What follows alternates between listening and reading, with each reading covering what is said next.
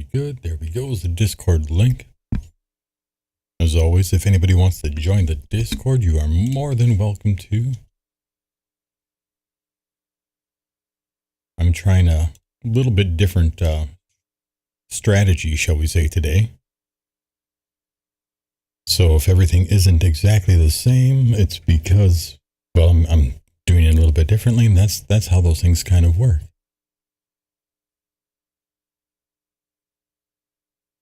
I should be combining both the YouTube and the Facebook streams so that I don't have to stream to both. We're going to go down here, just adjusting my gate just a little bit here so that it is a little bit more friendly. There we go. Should be okay, as long as I don't back too far away.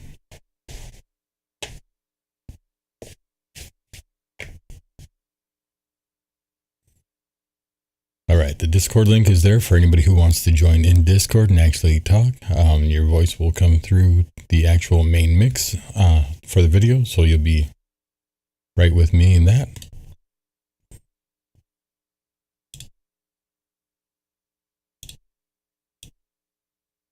I did just want to quick point out, because a couple people asked me the other day,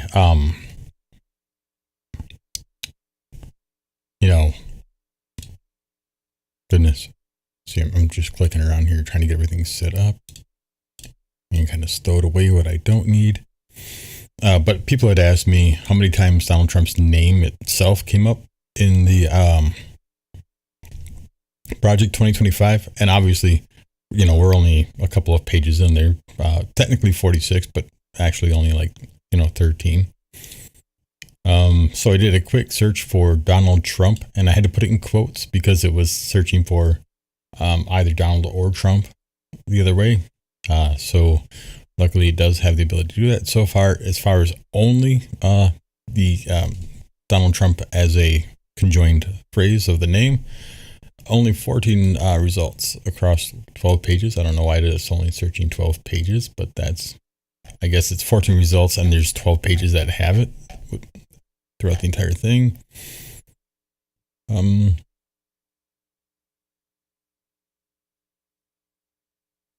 So there's some key interesting phrases, and I think we can go through that at a another point, maybe still today, depending on how long it takes us to do this. But I just wanted to point out, if you just type in just Trump, we're not looking for Donald Trump per se. We're just looking for Trump. You get 240 results. But the reason I don't like this one is because it's talking about other people and other things in correlation to the Trump administration. So that isn't, I guess to me, it's not really what we're looking for. It's not going to give me the results that I really need.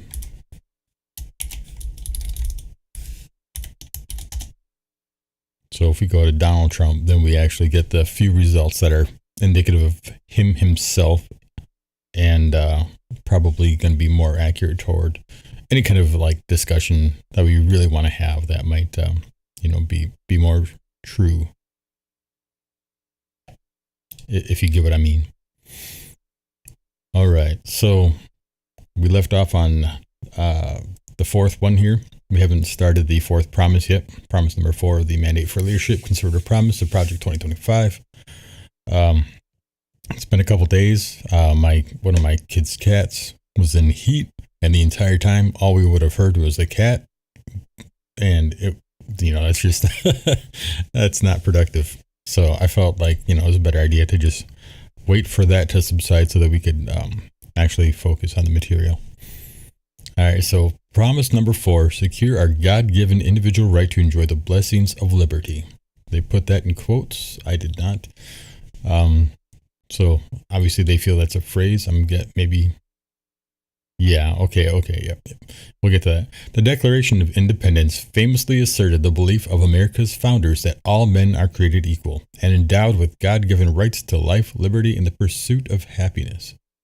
It's the pursuit of happiness, that is central to America's heroic experiment in self-government. When the founders spoke of pursuit of happiness, what they meant might be understood today as in essence pursuit of blessedness. Might be. It might also be understood as the pursuit of cocaine if that's your bag. But I think that if you're okay, so if you want to put your own inflections on it, but you have to recognize that that's your individual pursuit of happiness. The way the founders intended it to be received is each individual has the right to pursue happiness as in so far it means happiness to them. Not happiness to all other people, and if they're not happy with the same thing that other people are happy with, they don't have a right to it. No, they meant that if there is something out there that makes you happy, that the right to happiness, the right to the pursuit of happiness, qualifies to you, indifferent to whether or not somebody else would be happy with that. So if you're happy collecting rocks, you have the right to pursue that happiness. If you're happy, hang gliding, you're free to pursue that happiness. If you're, happiest when you're writing poetry that, talks about the government, you're free to pursue that happiness. If your happiness is from church and faith, you're free to pursue that happiness, but it's individual. It doesn't mean that one thing is fit for all people. So in essence, the pursuit of blessedness, I think that's so dishonest, because whether that might be something for you individually, and yeah, I mean, if you're a person of faith and that's huge for you, that's absolutely wonderful, but for you, not others. And I just want to step back to here. It's the pursuit of happiness that is central to America's heroic experiment. I think that's also it's important, but it is not more important than any other parts of this. The fact that all men are created equal and endowed with God-given rights to life, liberty, those are just as important as the pursuit of happiness. And that's before or after you transmute it to this pursuit of blessedness. All men are created equal. That's why everybody is allowed to have this life, liberty, and the pursuit of happiness. Because if all men are created equal, then no man has a right to stop any man from having, freedom of life, freedom of liberty, and the pursuit of happiness. That all men are created equal is the detail that makes that so important. So we need to be a little bit more honest about how we're reflecting on that one there. I'm going to turn down those really higher notes.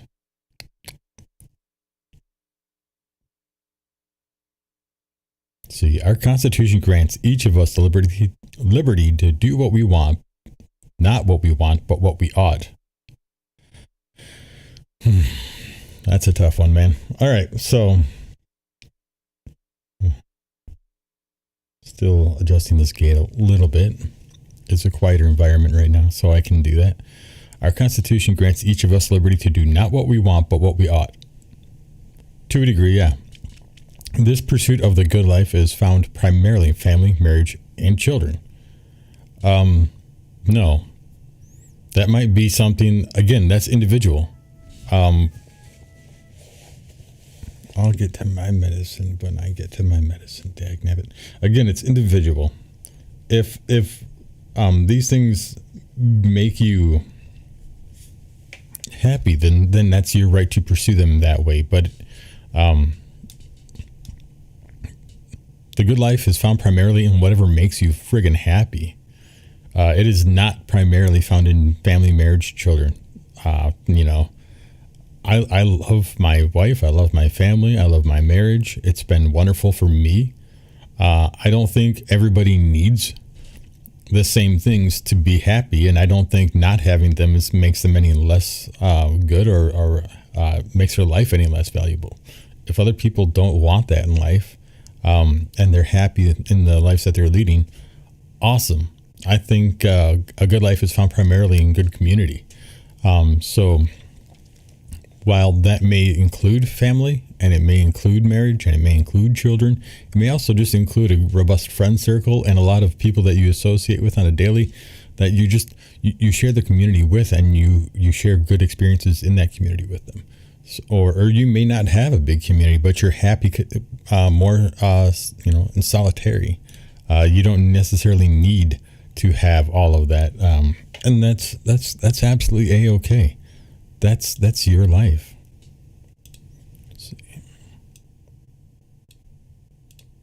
There's nothing saying that one person's way of living is better than another person's, but there's also nothing that can say that one person's good life is another person's good life.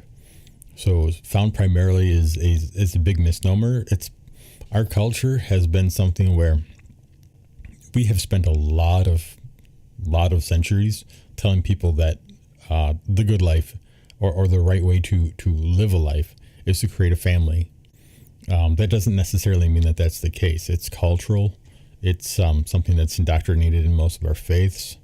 But it is not the end all be all. It is not humans are communal beings. So I think if we're really honest about it, institutions like family, marriage and such, those are things that we created. But there are plenty of cultures throughout the world where they don't have to be married, and their community is just phenomenal, robust, and they're very happy people. So if we just take out our culture from that, like look at it from an outside perspective, we understand that while it's pushed onto us to do that, it's not necessarily the end all be all. It is not it is not found primarily. That it's keywords, and that's kind of. If you're with me on this, if you've followed me at all on this, you're going to notice that I look at a lot of keywords, and that I'm going to be a little bit more attentive to picking those apart. And the reason I'm attentive to picking those apart is because, honestly, when we're talking about a lot of these things, we have to recognize that those small words, it's a legal thing in the end. Those small words have so much impact. And it's dangerous for us to not address that. We have to address those little keywords, because those are those little small things when people are reading things or hearing things. Those subconsciously trigger certain responses in the brain. People are understanding in very distinct ways, and that's why phrasing is so important. And that's why comprehension is also wickedly important. If people don't have the greatest comprehension, a very simple thing can mean something very different to them. All right. So Thanksgiving dinners and the like. Many find happiness through their work. Think of dedicated teachers or healthcare professionals, entrepreneurs or plumbers throwing themselves into their business. Anyone who sees a job well done as a personal reward. Exactly what I was saying. So let's, not primarily. Religious devotion and spirituality are the greatest sources of happiness around the world. Tricky word. The greatest. Not the greatest. It might be the most common source of happiness around the world, but they would, of course, be then neglecting to mention that the most common religions are not actually Christianity. So, while there's certainly a lot of people who have a lot of happiness from faith around the world, I don't think we could say it's one of the largest sources or most common sources. It is a very common source. I think community, because that's what faith a lot of times kind of comes down to. It's a connection between God shared amongst a community of people. A lot of times people who don't even necessarily have that connection to God in that community do have the connection with those other people, and that gives them a little bit more feeling of that connection to God or whatever their faith may be. So that community is so much more important a lot of times to individuals than the entity or deity itself. So I would say once again that maybe, this is kind of putting a spin on something, being a little pedantic on that one. Still others find themselves happiest in their local voluntary communities or friends, their neighbors, their civic or charitable work. I don't understand why they, primarily said this and then went on, to label all the other things that are actually relevant that are also like huge.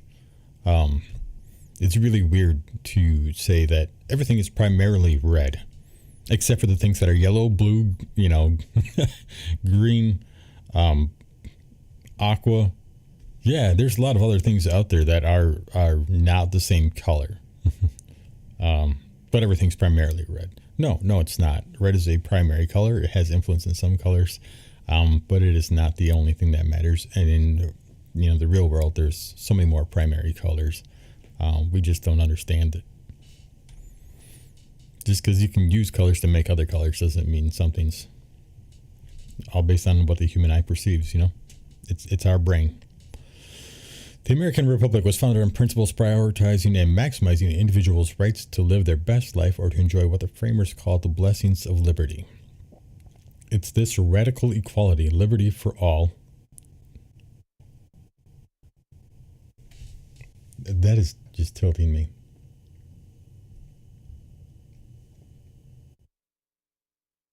There.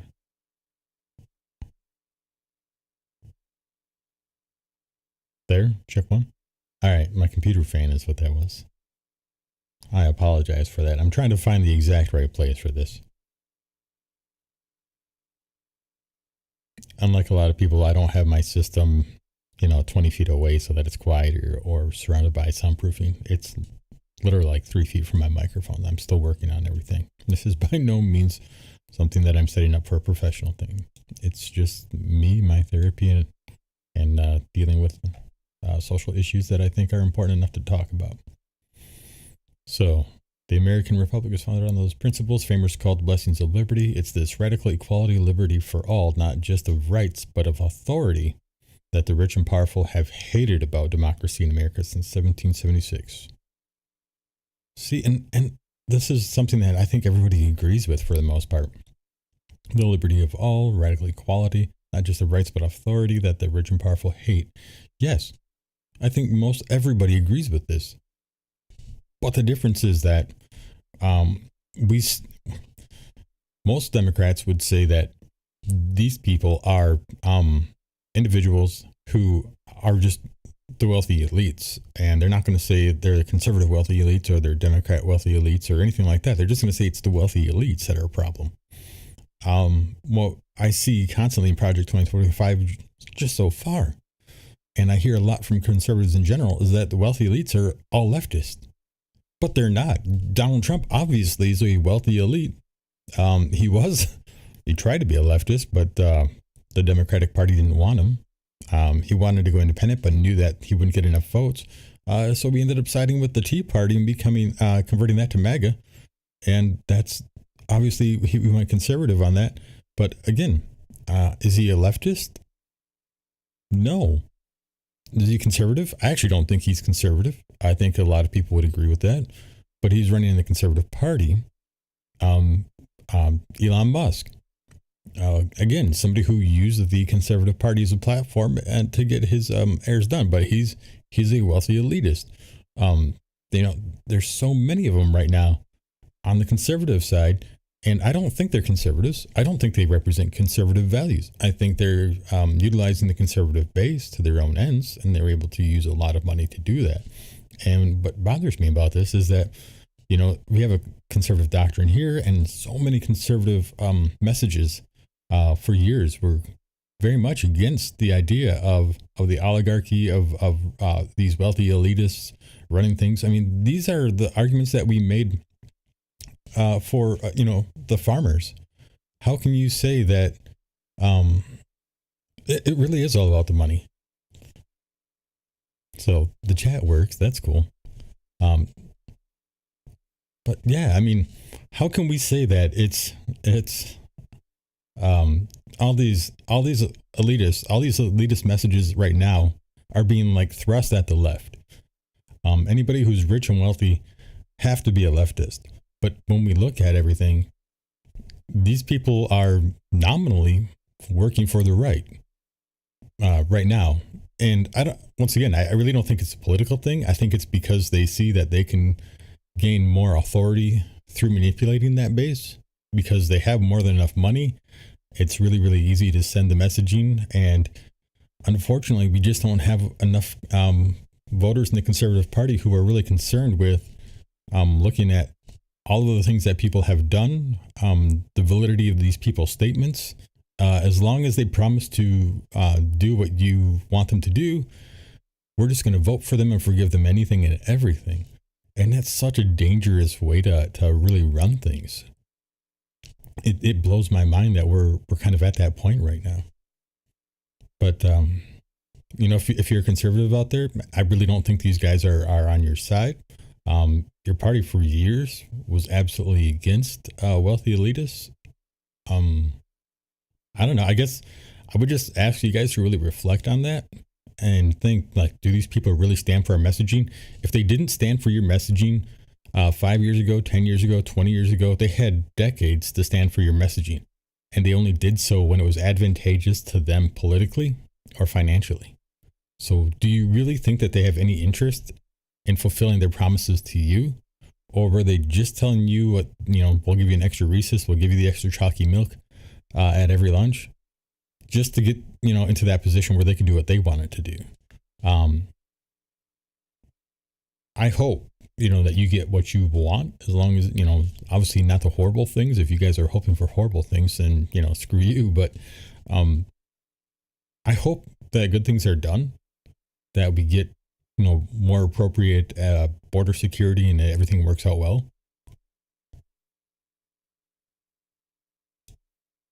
Oh, yeah. I would agree with that. And I want to say it's not just conservatives who do that. There's a lot of people who do that. Part of that is just a weak will, abandoning principles when it's inconvenient, especially in a debate setting where people find themselves kind of cornered, and then it becomes more about winning the debate than sticking to facts and sticking to principle. I've seen that so many times. People will just completely throw aside everything else, and half the time they'll even forget about the debate itself, and they'll just become purely more animalistic and reactionary, and they're just attacking. And it's like, hey, man, let's stick to the facts. Let's stick to the subject matter at hand. If you want to go to a whole different point, we can do that later on. But when you're in a debate, just try to stick to the debate. If somebody brings up a fact and you don't agree with the fact, or you can't disprove the fact immediately, the great thing about doing it online is if somebody brings up something that you don't know about, you can absolutely go to Google and take, the next, 10 hours, whenever you have time. Like, there is no clock running out. Somebody's not going over there like, spend 10 hours and 15 minutes. Those extra 15 minutes, now I know that fucker doesn't know what he's talking about. That dude gave you a response. He doesn't care. He doesn't care if you respond immediately. He's got things going on in his own life. He's probably not even paying attention, might be involved in multiple discussions. We don't know. So is it important to worry about getting right back to it? Do you think somebody's judging you because it takes longer? They absolutely aren't. Go ahead and go, look it up and debate the facts. Stick to the subject. You're going to do a better job debating if you just stick to facts than if you go somewhere else. You're not changing anybody's mind by becoming a complete prick to them or hurling insults. You're going to change people's mind by sticking to the facts. And if people aren't going to change their mind, they're not going to change their mind come hell or high water. Nothing you can do, whether it be insults or facts, is going to fix that, unfortunately. So the art of debate isn't to necessarily get somebody to change their mind. It's to have other people who are looking on get all of the facts, and some of them may be new to this information. They may not have a set point or stance in their own lives or their own opinions. They may change their mind a little bit, and not like intrinsically where it changes their whole identity, but they may change their mind on key things that matter. Like, you can still be a conservative or a Democrat and not agree with some of the stances that we have. So, like, I don't agree with every stance that Democrats have. I know a lot of friends who are conservative, family members who are conservative, who don't agree with every stance that the Republican Party has. And it's important for our individuality to be able to be a parts of communities where we don't necessarily agree with everything and every rule and every philosophy of that community, and still be able to. But the thing is, those communities are cool with that because they know that if they were that hard-nosed about it, I mean, why do you think there's like 31 flavors of Baskin Robbins, 31 flavors of Christianity out there? The reason that exists is because they had to make it more palatable. They had to create enough subsects of Christianity Because if there was only one and you were that hard nosed about it, you wouldn't be able to bring that many people into it. That's why Christianity was formed in the Nicene Creed. That's why Christianity was blended with the Jewish faith and the Pauline faith at that time, because there was so many people fighting about which religion was right. And the emperor was like, "Yo, we got to figure out how to freaking get this figured out. Why don't we just merge these faiths and create a doctrine that kind of merges those faiths all together?" And that's where that came from, and that's where we get more of our modern day Bible from. They burned thousands and thousands of fucking gospels and doctrines just to delete those from history so that nobody could argue them, and it would blend people together to bring down the populace and get more people to get along. And that still happens today to a degree. You either have people blending things together to make it more palatable, or you have they say, well, okay, but hear me out. What if we do this again, slightly different, where we acknowledge these things or take away these things? And that's where you get all these different versions of Christianity. And this happens among other faiths too. It's not something that only Christianity does. People want things to be palatable so that they have the largest community base possible. If that makes sense, anyway, for you. So prioritizing, blah, blah, blah, blah. Trying to remember exactly where I was here. It's this anything had a right to. So, oh yeah, they were talking about how they hate the rich. They resent Americans' audacity in insisting that we don't need them to tell us how to live. It's this inalienable right of self-direction, of each person's opportunity to direct himself or herself in his community or her community to the good that the ruling class disdains. I don't know about that. I think they just care about money in their pocket and the power that comes with it. I don't think they care about each individual's right to do individual things. As long as it doesn't affect their quarterly gains, most rich people don't give a shit. With the Declaration and Constitution, our nation's founders handed to us the means with which to preserve this right. Lincoln wrote of the Declaration as an apple of gold in a silver frame, the Constitution. So must the next conservative president look to these documents when the elites mount their next assault on liberty.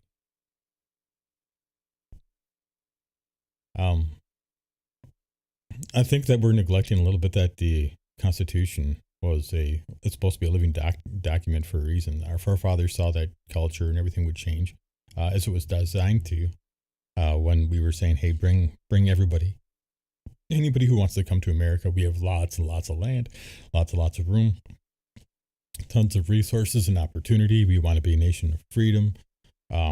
So yeah, I mean, I think that they saw that things were definitely going to change in the future over centuries. And they were going to have no idea how that was all going to go about, which is why they wanted it to be a living document that could be added onto and adjusted as time went by. I think the Constitution was in a similar regard where it was meant to have basic fundamental things in there that couldn't be so much argued, but maybe needed to be adjusted in the future. So look into those documents when elites mount their next assault on liberty. Let's be honest, rich people don't mount assaults on shit. They mount lawsuits. Any assaults done are being done at the hands of the destitute and the poor who are acting on their behalf.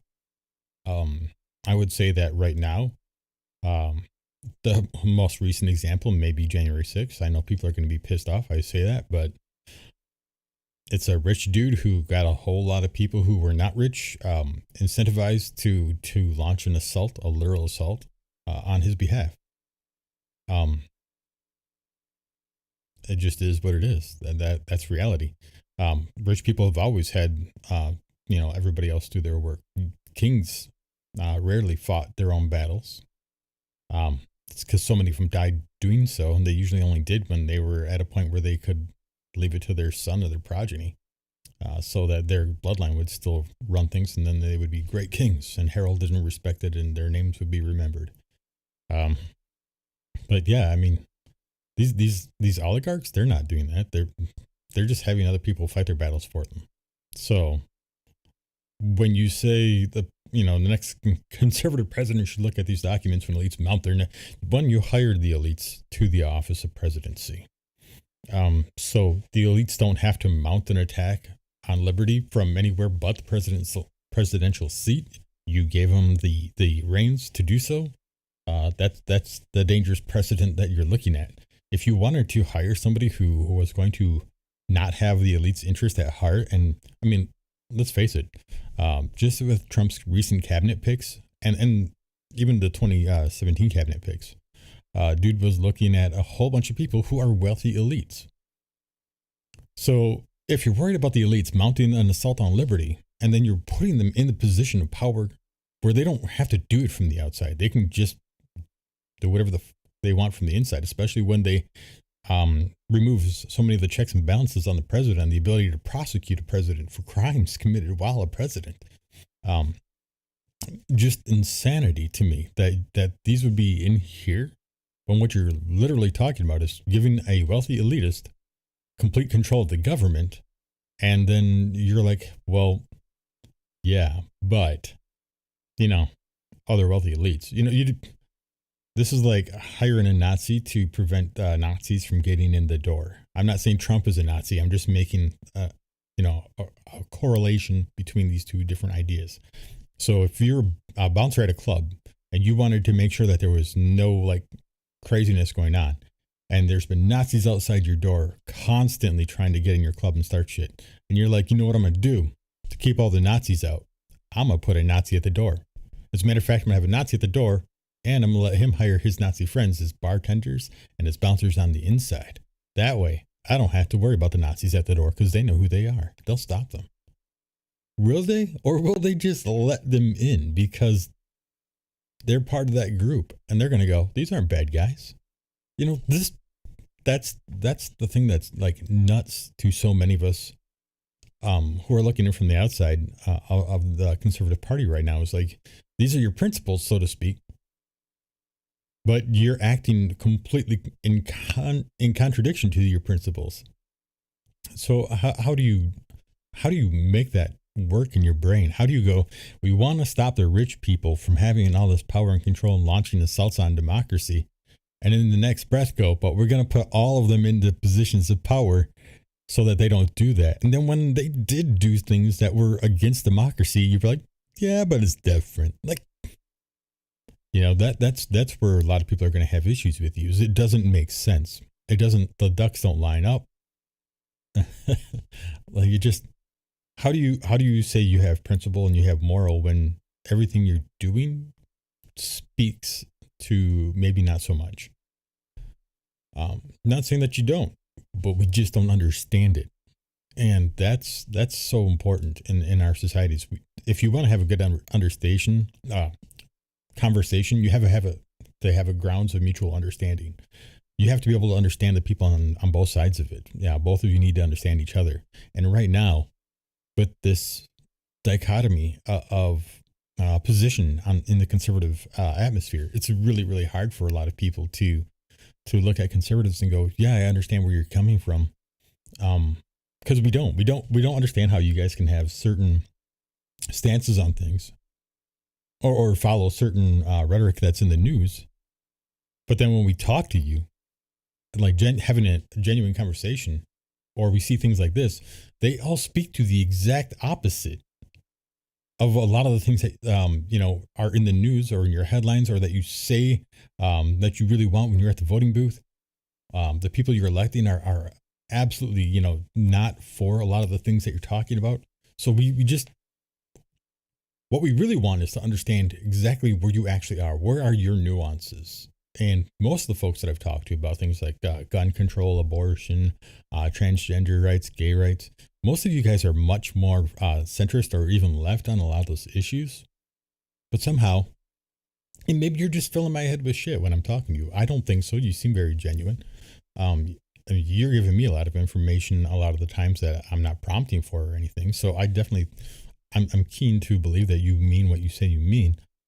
But then I'm looking at, where you're voting. And that's where the misunderstanding comes in, is it just doesn't make sense that you would want things one way, but then you're going to completely empower people who are completely against all those things that you say. So if we can, if you guys can help us understand you, that would be so much better. I would absolutely love to have people sit down or join me and, let's talk about it from your perspectives, right? So, left to our own devices, the American people rejected European monarchy and colonialism just as we rejected slavery, second-class citizenship for women, mercantilism, socialism, Wilsonian globalism, fascism, communism, and today, wokeism. Okay. To the left, these assertions of patriotic self-assurance are just so many signs of our moral depravity and intellectual inferiority. Proof that, in fact, we need a ruling elite making decisions for us. Nobody on the left wants a ruling elite making decisions for anybody. The left are just as against the ruling elite as anybody on the conservative side is. We do believe that we do need government, but the whole premise of America is that our government, the electors that the people that we elect, they do what we ask them to do. They're acting on our behalf of all Americans, that they're taking into consideration not just one side or the other, but making decisions that will benefit all people, whether they're on a farm, 200-acre farm raising, corn, or a 10,000-acre farm raising cattle, or if they're, on a half-acre lot in a city, or if they're in an apartment building in the city. That's where most Democrats are. We just want everybody to have their voices heard, and then a government that acts in the interest of all people, no matter where they're from and no matter what they believe in. Nobody wants a ruling class of elites making decisions for anybody. That's nuts. Again, but this is absolutely just trying to indoctrinate people into thinking that anybody on the left, this is who they are. Is the people on the left want globalism and fascism and communism and wokeism. One, with your stock markets and your global trade, you're going to have a degree of globalism anyway. Do we want a global dollar? No. Is it eventually going to happen, years into the future? Maybe. Electronic currency is probably something that's going to bring us closer to that. But once again, just like I would assert any other time, electronic currency doesn't have anything to back it. It's 100% right now. Electronic currency, any cryptocurrency, anything like that, the entire value of it is based on a stock market approach. Its only value is in if people are constantly buying it. So if people stop buying it, its value goes down. Even if the same amount of shares are out there, its value starts to stagnate and go down because it's losing interest. That's a problem with the system as it stands right now. As long as people are buying it, it's going to go up. And that's fine. People can buy more and more and more and more and more shares of what they have. But it's weird because think of it, at a normal physical level. Do you go and buy dollars or do you go and do work to earn dollars? Nobody's earning anything on the crypto side of it. You have to go and purchase it. So you're purchasing a product that you're being told will have a certain value, that same hopeful value, or potentially more value. You're purchasing a gambling situation. Unfortunately, if a lot of very wealthy people are in crypto, there's a very, very high chance that at some point they just pull that rug out from underneath everybody else, and they make so much ridiculous money while everybody else is left with pennies. I hope it doesn't happen, but it does have that potential. That's the danger of crypto. That's the danger of a lot of these digital currencies, is that there isn't something that gives you a solid floor. Today, if a rich guy spends all of his money, they would literally have to spend a huge amount of money into our economy to inflate the dollar to a point that it's worthless for the rest of us. It's just not going to happen. They can, if they burn their dollars, then that makes our dollars worth more. So we have a system in place right now that has assurities to it. Stock market right now does not, and any currency based on that system is intrinsically there's flaws to that. The stock market is a dangerous premise, and it's one that I think is very poorly structured. But the next conservative president should be proud, not ashamed of Americans' unique culture of social equality and ordered liberty. After all, the countries where Marxist elites have won political and economic power are all weaker, poorer, and less free for it. Okay, but again, making huge jumps. Social equality and ordered liberty. After all, countries are Marxist elites. Okay. Why does it have to jump to Marxist elites? You're jumping from one situation to another. And nobody said that America shouldn't be proud of our unique culture of social equality and ordered liberty. That's absolutely something that both sides of the aisle, all sides of the aisle, fucking agree on. Again, there's no line here between one side of politics and another side of politics. There's no real line here. This is something that everybody agrees on, and politicians are trying to say that, well, they believe this on the other side. Don't let politicians tell you where people stand. Talk to people to find out where people stand, because there's I haven't met a single Democrat who's like, fuck America. I'm so ashamed of our equality and liberty over here. No, nobody's ashamed of that. The only things that you'll ever hear people say they're ashamed of, and yeah, you will always have extremists who say they're ashamed to live in this country and they want to live somewhere else. By all means, I'm going to stay here and fight for it. But this is social equality and ordered liberty. That everybody wants this. Everybody is proud that we are one of the countries in the world that has this, because obviously so many don't. But to say that the next logical step in the next direction is Marxist elites. There's a whole lot of other countries out there who also have social equality and ordered liberty, and some who don't, but they're not Marxist elites whatsoever. So in one paragraph where you're conflating those two ideas, that's so dishonest to do that.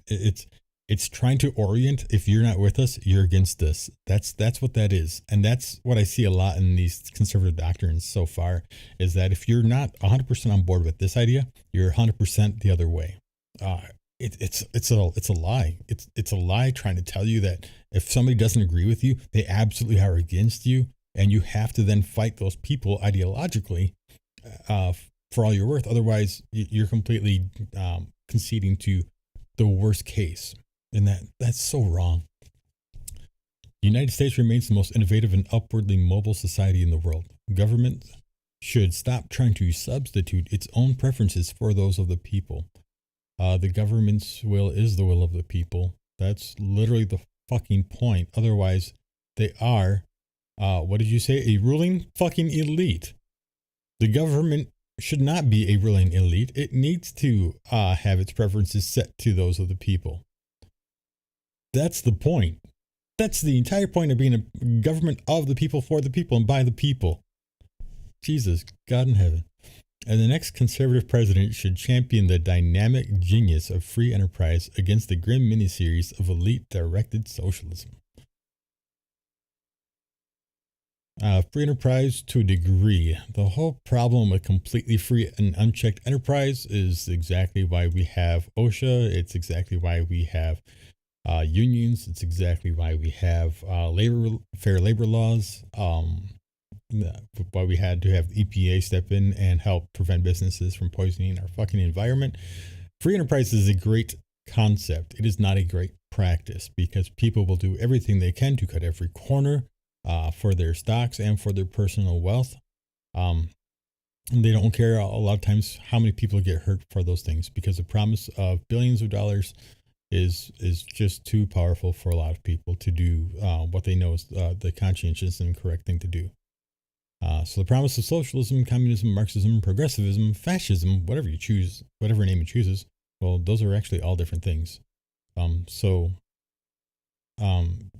You can try to conflate these all, and I know a lot of people who don't study a lot of things with economics and politics might think that they're all part of the same thing. They are not. They're all different in their ideologies and how they operate, and even what systems they operate within. I'm not going to spend the time describing the entire thing to you. If you want to know, go look it up. If you don't believe me, you're wrong. They're just not the same thing. Government control of the economy can ensure equal outcomes for all people. Um, I mean, no. Even in communism, the government controlled economy isn't there to ensure the equal outcome for all people. Um, it's to have a system of regulation that um, kind of compresses it to where that the inequality isn't exacerbated and people can't abuse it. The problem is that it's never done so. There's no such thing as the government. The reason it's never done so is because people. The ideas themselves actually do mathematically work out. They do systematically work out. But unfortunately, you have the same problem in those systems as you do in any system, even capitalism and even in democracy, is that you have people who abuse the systems and they use it for their own gains of power and finances. So while they never work out here, you're forgetting to add in the dictatorships and the totalitarian systems that influence those systems and allowed them to do what they did. But at the same time, we are seeing those problems in our capitalist democracy. So I think it's dumb to suggest that it's inherent to these systems and that's not something that just exists at all levels, even in our system. There are people who work for the government and wield its power and who, at almost every opportunity, wield it to serve themselves first and everyone else at a distant second. This is not a failing of one nation or socialist party, but inherent in human nature. Right. So, nighttime satellite images of the Korean Peninsula famously show the free market south lit up with homes, businesses, and cities, electrified from coast to coast. By contrast, communist North Korea is almost completely dark, except for the small dot of the capital city, Pyongyang, where a psychotic dictator and his cronies live.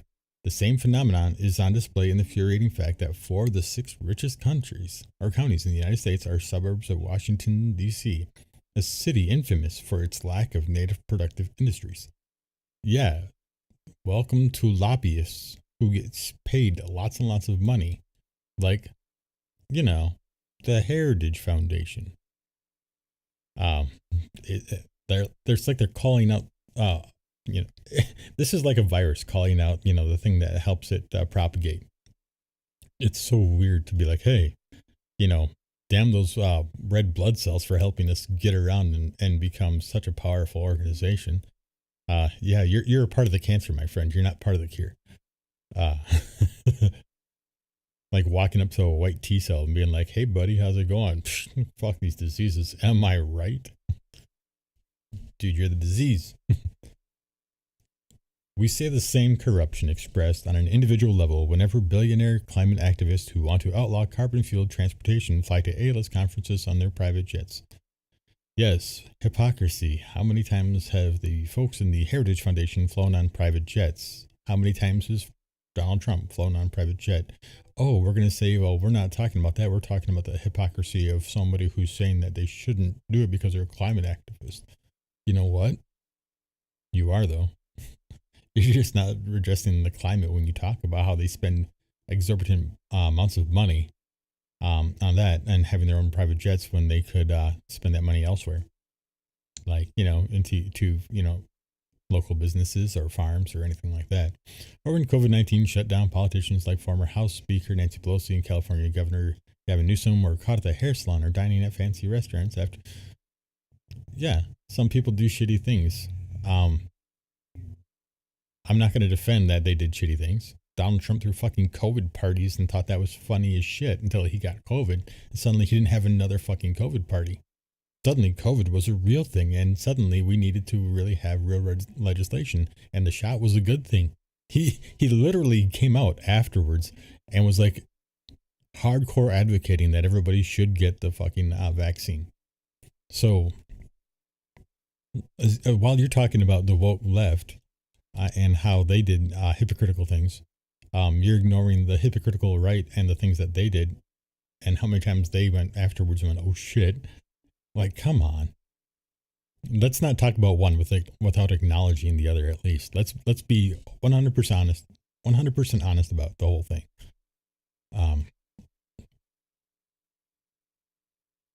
Socialism is not a means of equalizing outcomes, but a means of accumulating power. Socialism inherently is not that. That is individuals abusing that system, just like with capitalism.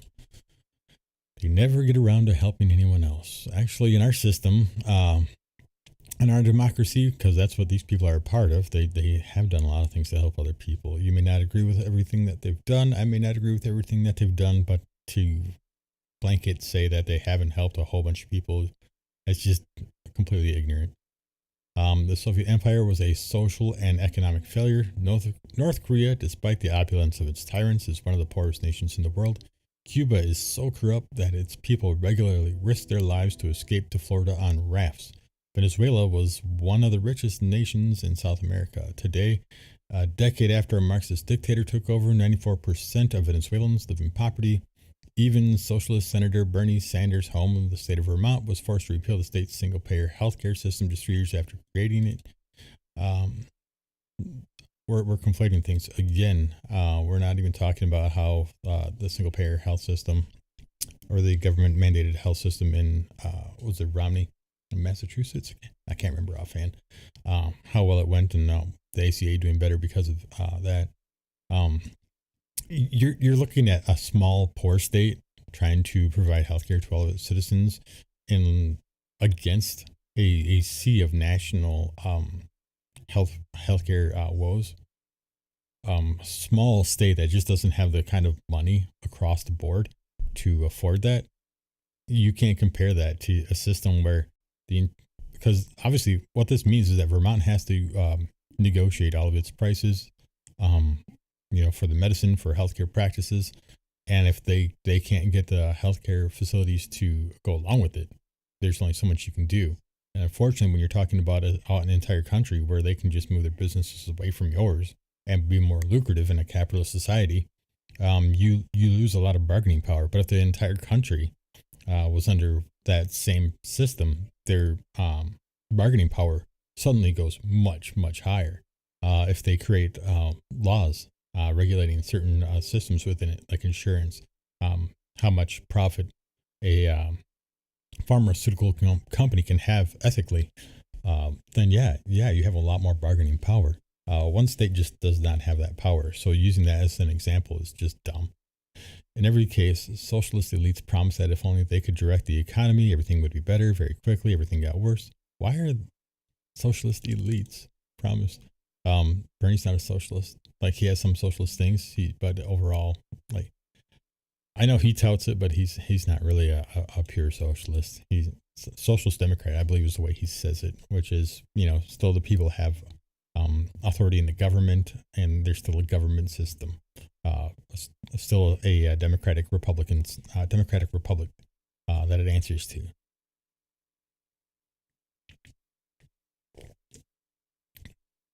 So, yeah, socialist democrat, I guess you could say. Elite, just Bernie, I guess, would be elite. Not everybody in Vermont's governments are elites. I would be hard pressed to believe that.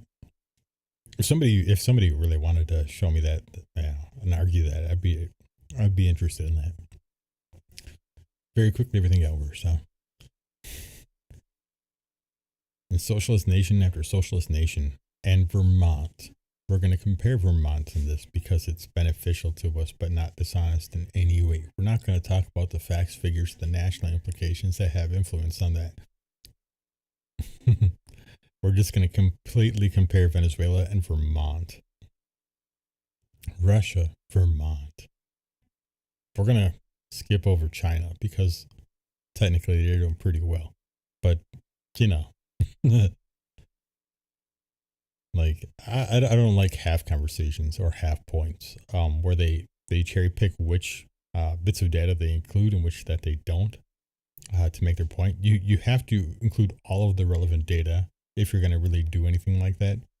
And unfortunately in this, all of the relevant data says that this is not technically accurate. There's maybe more nuance in that in the end. But that's where you have to go with it. You have to pay attention to all of it. And you have to figure out what the nuances are and why they matter and how they matter. In all these socialist nations, the only way the government could keep its disgruntled people in line was to survey and terrorize them. Interesting. Because we don't survey or terrorize American people at all at any time. It's not like, if you went to the White House and, demonstrated that you were going to get tear gas just so that the president could walk over to a church and hold a Bible upside down. No terrorism there. No threats of using any of the intelligence agencies to keep an eye on people so that you can prosecute people who don't agree with the president. Nothing to see there. Only if you're socialist. If you're conservative, I guess it's okay. Even if it's in name only. By contrast, in countries with a high degree of economic freedom, elites are not in charge because everyone is in charge. People work, build, invest, save, and create according to their own interests and in service to the common good of their fellow citizens. What? The high degree of economic freedom, the shit you're talking about, the elites are in charge because they control the money. They control the greater financial. They control whether or not there's enough jobs out there. They're buying up all the homes right now, so they control how many homes are out there. You're renting from the majority of a lot of that right now because it's in their interest to rent you a home and not to sell you a home. They'll make more money in the long term on that. And because now you're beholden to them. They can raise and lower that rent as they see fit with cost of living at any point, where your average renter wouldn't. Whereas if you owned a home and you're set into a mortgage rate, it's not going to change. This creates more inflation in the long term because they can control how much a dollar is valued. And that really helps their stocks. This whole thing, man, is like a high degree of economic freedom. Elites are not in charge. A high degree of economic freedom is a way of saying that the people who have the most money and the most control over everything that you're purchasing, they are in charge.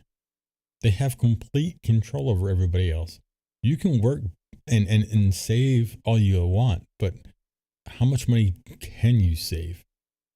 That depends entirely on how much things cost. And if they have control over how much everything costs, and they have control over how much of something is produced and the value of those things, they can control 100% how much money you get to save. How much you can invest depends on, are you investing in my company or in another company? If you're not investing in me, I may charge more for the thing that you absolutely have to have, and therefore you don't have enough money left over to invest in somebody else. Or I just buy out that other person, and suddenly guess what? Now it's back to me. Yeah, a high degree of economic freedom is a closet way of saying that we're going to have our specific oligarchical friends have complete control and autonomy. That's what that is. This is a sales line to sell you on an idea that's absolutely just fucking it's bullshit. I'm not saying socialism is a way to go. I'm not suggesting that at all. But I am saying that complete unchecked capitalism and this is absolutely not the way to go either. You have to have a system in charge that has checks and balances. There's a reason why the private economy hews to the maxim: the customer is always right. Customer is fucking not always right. Anybody who has ever worked in customer service will 1,000% tell you customer is not always right. The only time they believe this shit, like inherently, is when they're making millions of dollars. So an entire corporation may say the customer, and they don't mean like Karen, as in just herself at the store, is correct. They're saying that their customers in general are correct. And they're not talking about what they say. They're talking about where their money is going. That's what they mean by the customer is always right nowadays. They're not talking about the old school customer is always right. They're talking about the new school version of that. It's been translated. While government bureaucracies are notoriously user unfriendly, just as there's a reason why private charities are cheerful and government welfare systems are not. Well, it's because people like Donald Trump create private charities so that they can use them as slush funds. And then when they get caught and suddenly they can't open a charity in a state anymore, the state's a bad person, even though what they were doing was 100% not donating to the shit the charity was for, and they were using that money for personal fucking reasons. So, private charities are cheerful because most of them are unchecked. Every single time we've really dove into a charity, we find out that there's a huge system behind the charity. A lot of people are getting paid, and the intent of the charity is usually not being honored and to anywhere near the degree that it should. You know, and you're talking about 100% of the funds going in, and then 10% of the funds going out are actually to the cause. That's a problem. It's not because grocery store clerks and PTA moms are good and federal bureaucrats are bad. It's because private enterprises for profit and nonprofit must cooperate to give to succeed. That would be great if there was still any real competition. Unfortunately, there's so many mega corporate systems where the corporations have complete control over their markets that they don't need to cooperate, give, or whatever to succeed. They're absolutely fine. When corporations give a lot of money, they do it for tax write-off purposes, not because they give a shit about what they're investing in. Most of the time, a lot of those charities that they're giving money to are a fucking shell company that they own. So they give to a charity company that they own that they can take money back out of for other things. There's systems to all of this. They're absolutely, it's all a huge manipulated thing. I'm not saying that none of the money goes to good things, but very little of it. And it's mostly because it's cheaper to do that than it is to actually just pay the fucking taxes. So the American people take back their sovereignty, constitutional authority, respect for their families and communities. They should also take back their right to pursue the good life. I would agree with that. The next president should promote pro-growth economic policies that spur new job and investment, higher wages and productivity. I think every president fucking does that. Yes, the agenda should include overdue tax and regulatory reform, but it should also go further and include antitrust enforcement against corporate monopolies. I think everybody would agree with that. Break up the megacorps, man. It should promote educational opportunities outside the woke-dominated system of public schools and universities, including trade schools, apprenticeship programs, and student loan. You know, I would agree with this. I definitely think that college, I'm not going to say woke-dominated system. I would just say colleges just in general. You know, the idea that you have to go to college to go into any field is foolish. There's plenty of people out there who are very intelligent and very gifted. They don't do well in structured academic environments like colleges. But you could put them on a computer network and have them do network administrative functions with training, and they would do fucking phenomenal. I think the idea that everybody has to go to a college to become good at a trade is just stupid. And I think most academics acknowledge that. Honestly, I think college right now is it's a money grab. It's a system that the banks and the colleges can use to get a whole lot of money. And they give you a little piece of paper that says now you're, an educated, special little flower, and go forth and be awesome. But unfortunately, a lot of people do come out of college and they don't remember half of what went into it. I'm not saying college is inherently a bad institution. I'm saying it's not for everybody. Some people go into a college and they get a wonderful education. They come out, they're very smart. They understand everything that they that they learned. It's a great benefit for those individuals. I think a lot of people can get more out of trade schools, apprenticeship programs, and just learning on the job. I think our society needs to course correct to make it more sensible for a lot of fields and a lot of individuals to be able to find avenues into industries in another way. I don't think everybody can. I met people who had gone into my field after college, and they were absolutely idiots. And I struggled to get a job in my field because I didn't have college, but I did what I did in the service, and I was either A, overqualified, or B, I didn't have a degree. And I was like,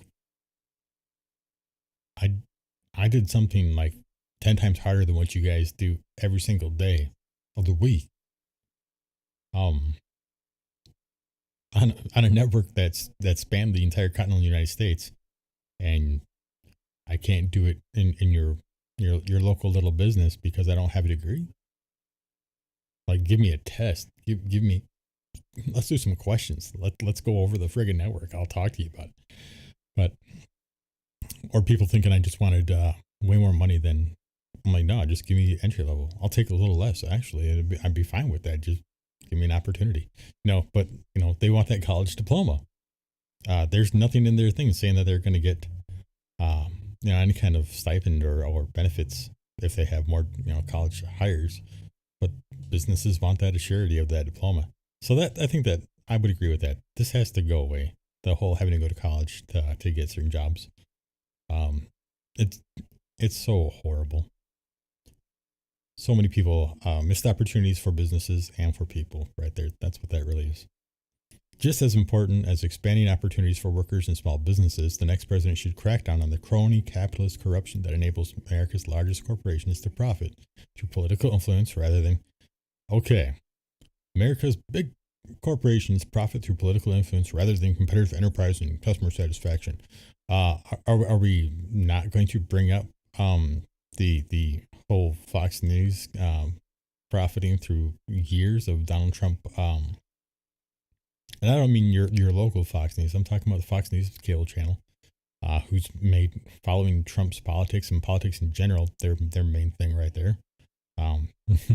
So, and they used it all for political influence. Donald Trump has done so with many of his businesses. Elon Musk bought Twitter specifically for his political influence that he could use with. And the shit he can do with that, specifically to help Donald Trump get elected and create his new little office so that he has influence over our government that he couldn't normally have because he wasn't a natural born citizen of the United States. Once again, I would be on board with this idea if it wasn't. It seems so disingenuous coming from people who literally are empowering this exact thing. It's like you say in one sentence that you don't want wealthy elites to have this, and then you say in the next sentence that, you let those people do that. How can you exist? And explain to me how you can have both of those complete contradictory ideas existing at the same time and not be like, well, wait a minute, that's completely fucked. Like, holy crap. Analogous pro-growth reforms for America's voluntary civil society are also in order. America is not an economy. It is a country. Economic freedom is not the only important freedom.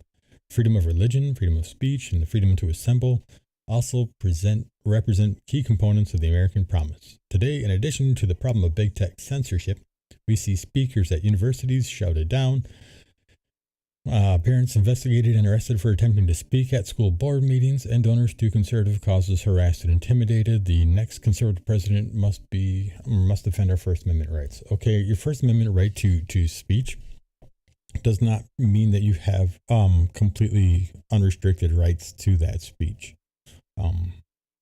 You can say whatever you want. The government itself cannot intimidate you, and they cannot imprison you for it. However, there are forums wherein you have to follow rules, and if you don't follow specific rules, usually you're given a warning, and then if you don't heed those warnings, there's normally going to be some kind of repercussion. Oftentimes, they're just going to try to remove you from the facility for being obstinate and disturbing the peace and preventing proceedings. If you're in, I'm assuming like a school board situation. They'll have you removed because everybody has to be able to have their say. They need to be able to conduct business still. So yeah, you can have your say, but you have to have your say within the guidelines that are set forth. It is not a public forum. A school board meeting is a public forum with a private setting, if you understand that. Like it's completely for the public. It's done in a public setting, but it's done in a way that it's like a private business is conducting that setting. So they have all these rules that you have to follow. And that's because there's so many other people in that setting that they have to be able to get to. They have to be able to conduct that full meeting, and they have to have a decorum. If everybody got up and just wanted to speak for an hour about their personal feelings on everything, you would never be able to get business done. So you do have to follow within those. And if you're going to be belligerent or do things that are, let's call them unsavory, then yeah, they're going to talk to you about, they're going to tell you, hey, your time's up, or no, you've crossed the line and you need to give up your position at the podium. You need to sit down, let the next person speak, and you decide you're not going to do that. They will advise you that you need to remove yourself from the premises. Then, um, and then yeah, at that point, you forfeited your right to free speech. You forfeited your right to be there. If you continue to try to be awful at those things, yeah, that can lead to being arrested. Absolutely. That has nothing to do with the subject matter that you're talking about. It has everything to do with the way you conduct yourself and whether or not you're following the rules. Um, big tech censorship. Big tech will always have a degree of censorship because big tech is still a private business. If you're on Facebook, Twitter, whatever the case may be, those are not public forums, so to speak. They're public forums at a business. So you're still, if you read the terms of use agreement when you sign up, you're going to agree to their rules about what you can say, how you can say it, hate speech, anything like that. And if you're violating those rules, they have every right to delete the. Usually, they just delete your post because they're going to say, "Hey, man, that's not cool. We don't allow hate speech in our thing." And honestly, a lot of tech companies allow a fair degree of hate speech. It's kind of wild how much they do allow until somebody reports it, and then they're going to say, "Oh, somebody reported it. Okay, now we have a problem." They aren't specifically looking for it a lot of the times. They do have bots that crawl and eventually will find it. Are they going to find it immediately? No, because the bots are crawling millions of posts a day. They're going back years. So you may find a bot that contacts you about a post that you did 3 years ago that it thinks is hate speech. And unfortunately, most of the time when you're going, I want to argue this, it's going to get another bot, and the bot will have a name tied to it, but it's just a bot. So, the tech companies they're still companies. They're still a private company that you're using, unfortunately. So you don't have complete freedom of speech on there. You do agree to terms, and yeah, they can absolutely and should absolutely shut down some forms of speech in their forums just because otherwise you're going to get neo-Nazi groups and too many other people who are emboldened to say awful things constantly. And when you have a bunch of younger people on there who by all rights, really, our youth shouldn't be on there. Not that young of an age when they're most impressionable by seeing things like that. But between the forums like social media and video game forums, they're getting engaged with so much hate speech and awful things that it's important that we do limit that to a degree. Society already limited hate speech. If you went to a Kmart back in the day when we're using hate speech slurs, you would get tossed out of the store. You can't just walk around saying awful things. The kind of censorship that they're talking about with politics, the only time that anything in politics really got censored was when people were just reposting things that were adamantly false, just 100% bullshit. And the crazy thing to me is like this last election, there were so many ads that were just blatantly bullshit. And I to me, it's crazy that the FCC doesn't crack down on those ads. I think we need a mandate that political ads have to be true. I don't care if it's the politician paying for it or not. I don't care who fucking created the ad or who endorsed the ad. I don't give a shit. I think that the FCC needs to make sure that whatever's in those ads is 100% accurate and does not isn't misleading. And if they did that, I think that would help. I'm sure some people would be like, "Oh, that's censorship." If you're worried about censoring lies, then yeah, you can cry about that all day long. But I think we really need to see more facts in our political advertising. I think we need to see a lot less negativity and bashing in our advertising. I think everybody I talk to, every conservative person that I talk to about it, in addition, some of them brought it up to me. They were like, "Jesus Christ, the number of ads that were just absolutely just bashing on somebody. I don't want to hear hate 24/7 from these ads. Like, tell me what you want to do. Tell me what you're going to do that makes, to make the things better." And absolutely, we can all agree on that. So why don't we? Like we agree intrinsically, we agree in private conversations, but when it comes to in a public forum, a lot of people won't say that they agree. So it's kind of wild that we're at that point where people just can't be honest about it because it comes down to politics and they're on the other side. Like, shut up. Let's see. That's number 4. We'll jump through this best effort statement real quick because that's going to lead us into section 1 finally. Ultimately, so best effort, the very ending of this intro. Ultimately, the left does not believe that all men are created equal. Yes, they do. They think they are special. I think people who think that are special. And yes, that's how I mean it. They certainly don't think all people have an unalienable right to pursue the good life. Yes, we do. We think everybody has a right to pursue the good life, whatever way that they think that life might be. They think only they themselves have such a right, along with a moral responsibility to make decisions for everyone else. Weird that you would say that in a 900-page document about how everybody else should believe the things that you believe.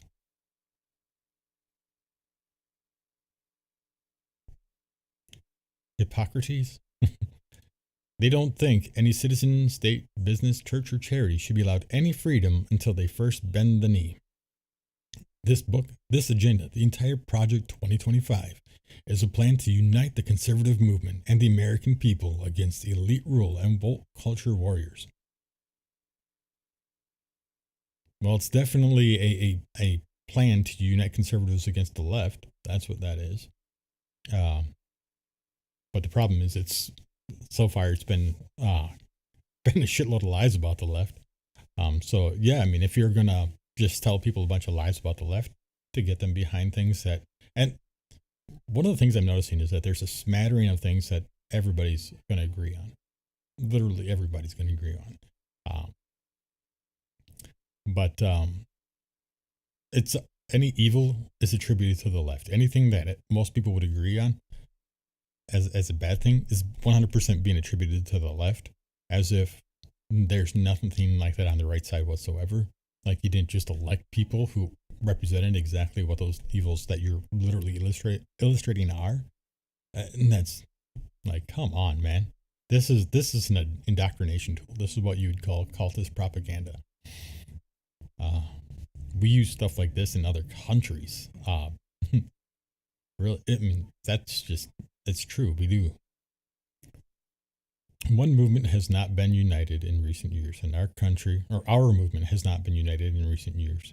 No movement has been united in recent years because people are individuals and they think a lot of things, and there's a lot of disinformation out there. This is one of them. Trying to paint things in a specific light to get your own agenda through. So that's a terrible way to do things. In the past decade, though, the breakdown of the family, the rise of China, the Great Awakening, big tech abuses. Too bad we can't edit this and Russia trying to take back the entire Soviet Union and reinstating the USSR, and the erosion of constitutional accountability in Washington have rendered these divisions not just inconvenient. How did China have anything to do with us in America and these divisions? China got nothing to do with that shit. They're once again a foreign entity doing its own damn thing, just because it has a lot of economic influence with what it's little doodads and Temu, and TikTok.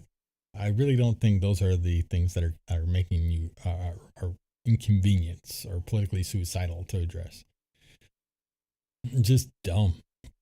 Every hour, the left directs federal policy and elite institutions. Really? The right doesn't do any federal policy at any time? And you guys just you're like, oh, we're going to have a vote? I'm sorry, it's my nap time. You guys can do that. The right just never does anything at the federal level. That's interesting to know. The right absolutely does write federal policies, and they have plenty of elite institutions. The left directs our sovereignty, our constitution, our families, and our freedoms are a step closer to disappearing. Wait. Maybe it's just how they wrote this. But the left directs federal policy and elite institutions, our sovereignty, our constitution, our families. So you hate elitists and you hate elite institutions. But here you're saying elite institutions are part of the things like our sovereignty, our constitution, and our families that are stepping closer to disappearing. So which is it? Do you hate the elites or are you for the elites? Again, you're arguing 2 points of the exact same fucking thing. And maybe it's just because you're absolutely fucking terrible at English, but you have how many people who were authors in this, and you fail to correctly say what you're talking about? Or is this what you intended to say? That we're going to take out freedoms and families and the Constitution and elite institutions all in the same fell swoop, I guess. Are you wanting to keep your elite institutions along with your families? And no, the left is not trying to harm families or the Constitution. Well, we're trying to protect it. Last I checked, Donald Trump was the only person saying that we should remove certain things from the Constitution because they were inconvenient things for him to remain in power. Conservatives have just 2 years and one shot to get this right. With enemies at home and abroad, there is no margin for error. Time is running short if we fail to fight for the very idea of America. Again, apocalyptic.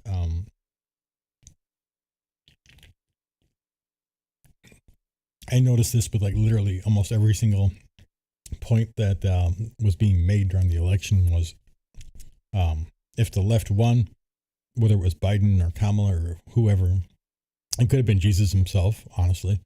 But if it was a lefty who was going to win, it was the ending of America and probably World War III. If trans people got to use whatever bathroom, it'll be the end of America and the start of World War III. If there's an open border, it'll be the ending of America, the start of World War III. If like literally everything was the Russia started this war with Ukraine. Well, that war was started with Ukraine during Trump's presidency. It actually started even before then. And let's not forget about Crimea. Let's not forget about Georgia. Let's not forget about all the other fucking countries Russia has invaded since the USSR broke down. Has absolutely nothing to do with the left. It has everything to fucking do with Russia. You want World War III? The only way that happens is if Russia doesn't get their way. The question is how many lives have to be lost before we stand up to Russia and say, hey, we can't keep allowing this shit, man. This has got to stop. This has got to end. It's a communist fucking dictatorship, and we're gonna pretend it's not. Why? Because people elected Putin. They didn't fucking elect Putin.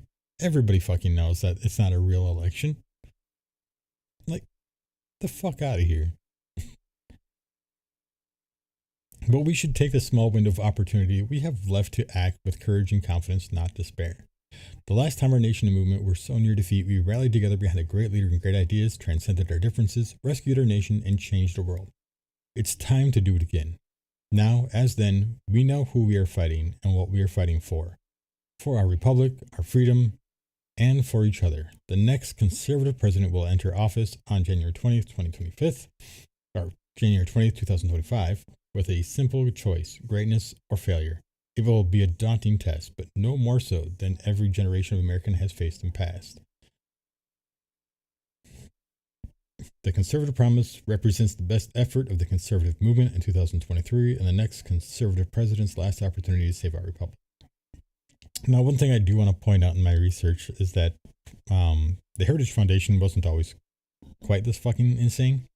They were definitely always a conservative think tank, but a lot of the things that they had in there were traditional conservative values, a little bit more moderate. They were responsible for, I think, the Star Wars ballistic ICBM program, where it was, the missile defense system that helps protect the United States from incoming nuclear missiles. Things of that nature were stuff that they talked about and got implemented. I can't say that those weren't things that weren't talked about in other circles. I believe that many other people had talked about similar things at the time. So I'm not going to give them full credit, but I will say that, these are things obviously that they've talked about that were very unilateral and widely accepted. And so some of those things are absolutely great. the Christian fundamentalism as a Christian, I think Christian fundamentalism is fairly cringe, because we're trying to like take things back to Christian roots that technically never really existed. As somebody who studied the faith and who is very, very faithful myself, I would say that a lot of what fundamentalists believe Christianity is or should be at its core is things that are absolutely not in the Bible or are antithetical to the message that's in the Bible. Trying to kind of shit on anybody who's not a Christian, or to force James Tallarico of Texas, who's a pastor, does sermons. He's literally a member of Congress, who's also a still practicing minister. So he still does his ministries and does services and does everything that he should do. Can't remember if he's still in seminary school. I think he was last. He was at some point, and I just don't know if he's finished yet. I still have to look a little bit more into the guy. But he makes a lot of good points on the Christian fundamentalist issues. And this is a guy who's a well-respected minister, who has a lot of good points. And it's critical that we understand from people who are learned, and who are very, very strong and practicing Christians as well, that there's nothing wrong with being a Christian. Nobody would ever say that, especially people who are Christians. But there's a problem when we take our faith and we use it as a sword to attack other people for not sharing our faith. Christ wanted us to go out and share our faith with people. And to share our faith didn't necessarily mean that they had to join us in our faith. It meant that we would share our faith by how we practice and behave. So if you conduct ourselves as a Christian, that's sharing our faith. So we're polite to people, we're kind, we're generous, we are loving, we are compassionate. Those are ways that we can share our faith with other people. It never meant that we had to bring them into Christianity, or they would just obviously just be terrible people and they needed to be treated as lesser beings, or blasphemers or something crazy like that. They could absolutely have another faith, and we can still share our faith with other people. And we should never treat people like them sharing their faith with us as a terrible thing either. That was another thing that's kind of nuts, is that so many people think that to practice their faith correctly or whatever, that they have to treat other people terribly, or if somebody else has a different faith, that somehow it challenges them practicing their faith. Absolutely not.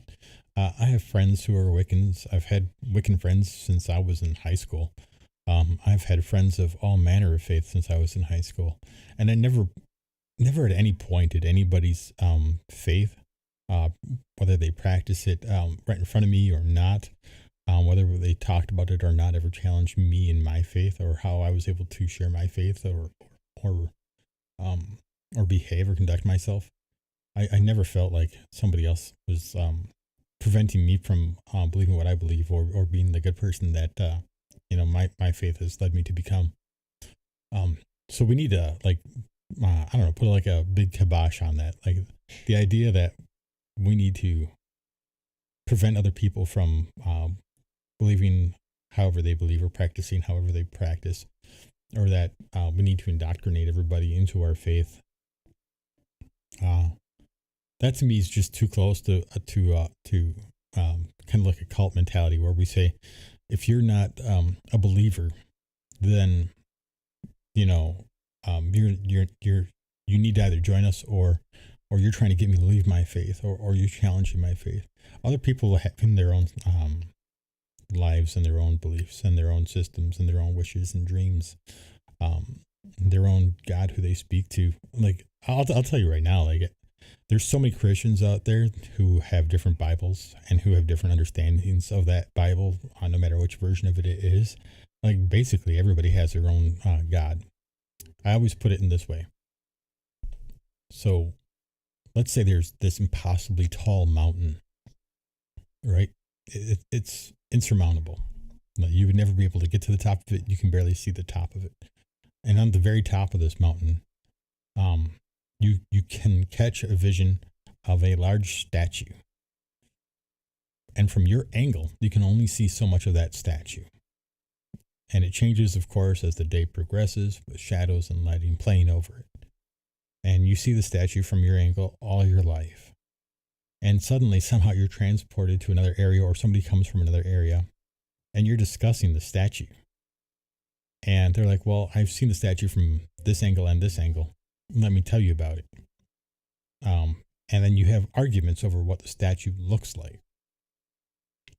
And this guy's like, well, I came from here. I've seen it. And you're like, no, I don't care where you came from.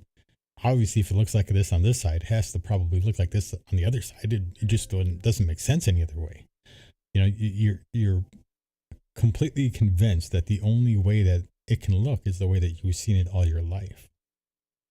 And that's where a lot of people with their faith are. They only have one understanding of it. They've only been able to see it one way their entire life. And that's the danger of stuff like this, is it's saying this is the way I see it, this is the way it has to be. This is my understanding of the entire thing, and that therefore everybody else should have the same understanding, otherwise they're wrong. And I pointed out a lot of flaws already just in these first 16 pages, 16 and a half pages of where they're wrong on how they perceive a lot of things. Specifically about the left a lot. And it's important because they're saying what they see from their side of it. What they're neglecting is what we see from the other side, number one. And that's important that we're addressing our conservative friends and family with this as well, because what's important to us is that we understand how they see things, but they have to understand how we see things as well. And not necessarily with each other. We know each other. So we should know by now enough to be able to say, hey, we know each other. We've been around each other for a long time. We should have an idea of what these people really feel in their hearts. We can't conflate things like Project 2025 or these politicians or these leaderships, individuals who are speaking on behalf of all conservatives and saying, hey, that must be what my family, my friends also feel like, but they just aren't telling me. I'm not saying that these people don't have that, those feelings underneath and they're just keeping them, but I honestly think that they don't.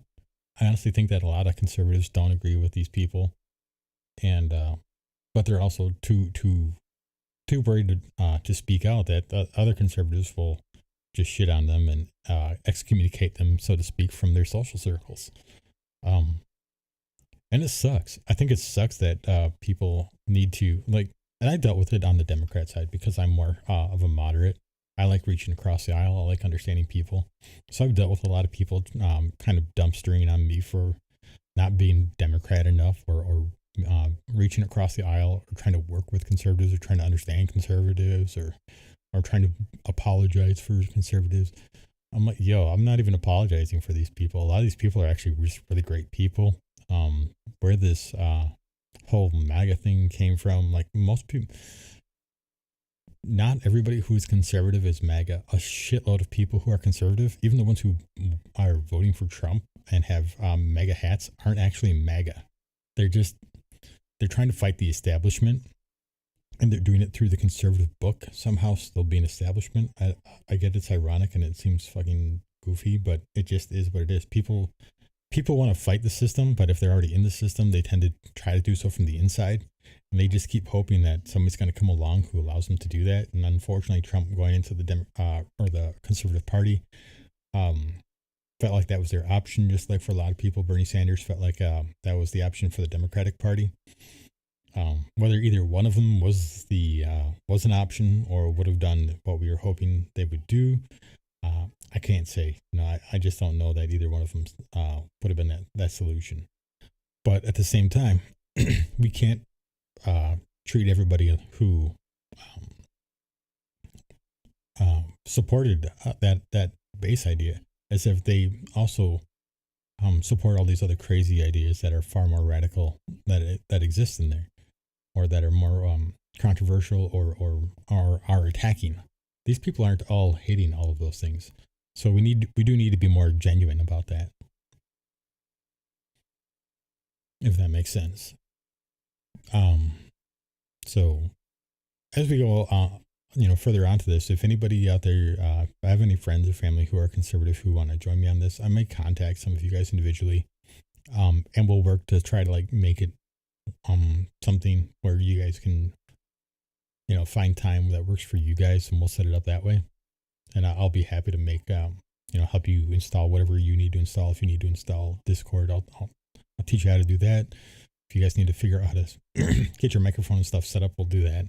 You don't have to be on webcam. You can do just voice. I actually don't know how I would add another webcam at this point. I haven't experimented with that yet.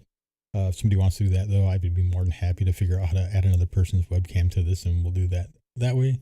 Or we can maybe use a Zoom or something like that on top of this. We'll figure it out. But actually, I think Discord offers that as well, so we could definitely do that way.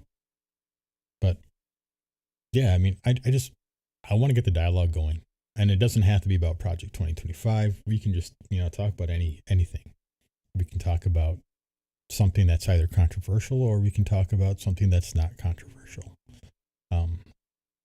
For instance, one of the things in here was talking about how nobody wants to be have the wealthy elites ruling everybody. Well, no, nobody does, man. Nobody wants that. So let's not pretend that they do. Let's see. I just want to go over these real fast, just to see if anything in here sticks out as something that's like, oh no, But the mentions of Donald Trump in 2025 here, just talking about his chief of staff during that time, or deputy chief of staff for President Donald Trump. State Department was appointed by President Donald Trump to perform the duties of the Assistant Secretary of Consular Affairs. Pete Navarro holds a PhD in economics from Harvard and was one of the only 3 senior White House officials to serve with Donald Trump from the 2016 campaign to the end of the president. Yeah, Pete Navarro was one of the few people who didn't get fired. Well done, Pete. That's a feather in your hat, man. That's something you should put on like every application hereafter if you ever need to. You could have that brought up, when people are speaking at your funeral. Be like, hey, Trump, he fired like 8,000 people, but not my dad. That's a pretty big accomplishment. He was an attorney on Capitol Hill, senior official for President Reagan, and leader of the Bureau of Land Management for Trump. Let's see. Presidents Bill Clinton and Barack Obama began their terms, and as did Ronald Reagan and Donald Trump, by mandating a freeze on the hiring of new federal employees. But these efforts did not lead to permanent and substantive reductions in the number of non-defense federal employees. Yeah, and well, I guess we'll see what that is in someday. Issued Executive Order 13855 to, among other things, promote active management of forests and reduce wildfire risks. The executive order stated active management of vegetation is needed to treat these dangerous conditions of federal lands, but is often delayed due to challenges associated with regulatory analysis and current consultation requirements. 123 further explained the need to reduce regulatory obstacles to fuel a reduction in forest created by the... Yep. A lot of people don't know that part of preventing wildfires is removing a lot of dead wood and stuff from forests, because they ignite. When they break down, they get hot, they can start on fire. After the demonstrated success of fracking on Bureau of Land Management acreage in Wyoming in 1993, the fracking revolution soon swept the nation, yielding massive discoveries on state and private land from coast to coast, but not thanks to Obama on Western federal lands. President Trump, on the other hand, immediately ordered his Department of whatever that is to comply with federal law, conduct congressionally mandated lease sales, and seek to achieve energy dominance and independence.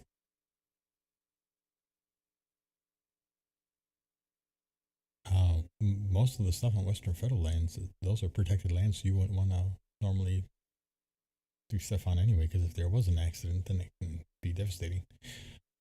Let's see. Executive order on creating Schedule F in the accepted service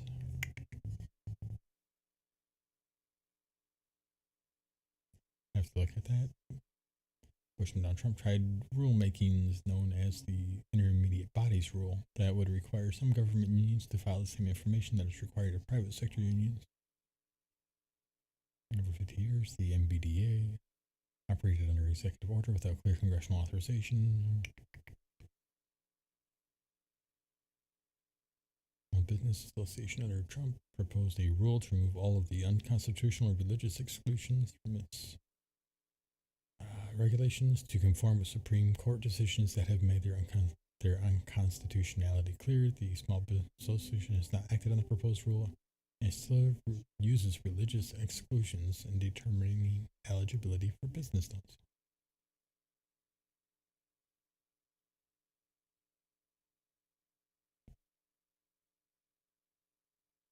That's interesting. As President Trump indicated in announcing his 2017 national security strategy, economic security is national security. I'm pretty sure we just recently saw something here saying America's not an economic country. But okay. During his first term, Trump preached that there can be no free trade without fair, reciprocal, and balanced trade. I think everybody would agree with that to a degree. What constitutes that might be up for debate. Soon after President Donald Trump was sworn in, his administration began to implement major parts of the 2016 mandate. Well, so anybody who thought Heritage Foundation had nothing to do with Donald Trump and they were just a think tank and he didn't know anything about them, obviously not the case.